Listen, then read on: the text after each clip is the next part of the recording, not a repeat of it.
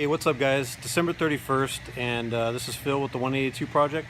Not out at Lycon, I'm out at Mather because we have this engine behind me that got dropped off, and I'm going to fill you in on that.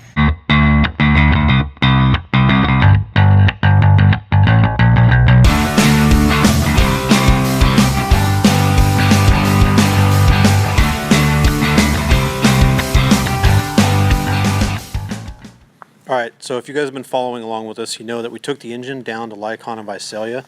I still don't have an estimate back yet. I went down there on Veterans Day weekend, talked to Lauren, and he gave me a couple estimates with some other customers' names on them.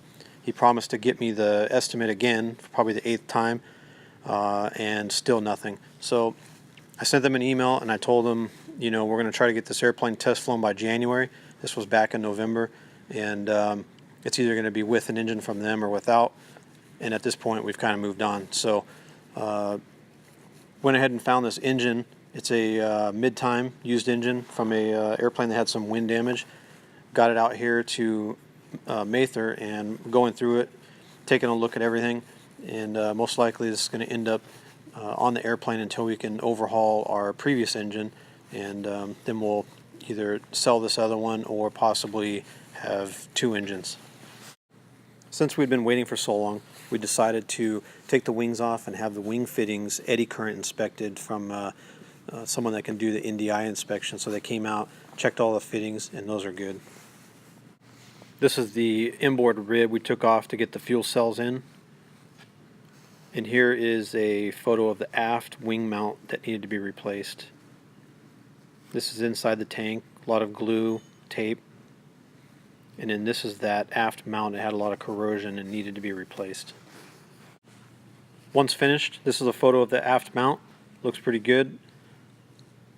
And this is the back side of that aft mount. Could have came out a lot worse. Looks great. Here's the inboard rib just before installing, all primered and everything.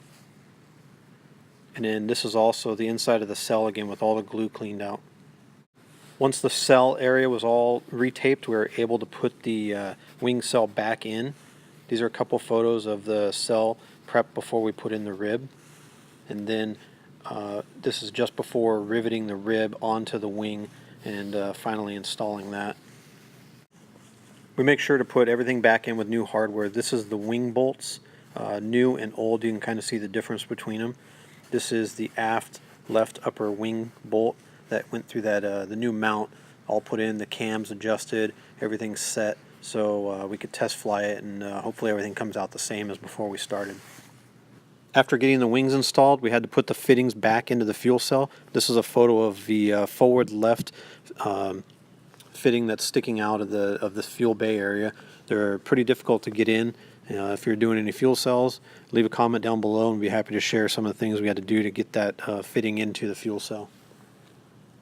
So back to the engine. This came out of an airplane that was living the last 8 years out in Las Vegas. Got it out here to Mather and decided to go through it. Once here at Mather, decided to take a look at the cam. This is looking through the hole in the pan. Also stuck a borescope in and looked at the lobes and the lifters, and they looked pretty good. Once finished with that, we cut open the oil filter. It looked pretty good. Ran a magnet over it. Didn't really seem to get any particles off of that.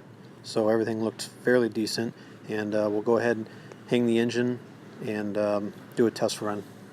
So in the end, I have a good feeling about this engine, and hopefully it runs well, and we'll be back in the air pretty soon.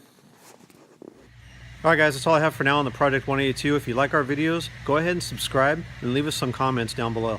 After the first of the year, we'll get the engine hung and test run, and we'll come back with some test flight videos. Alright, see you later.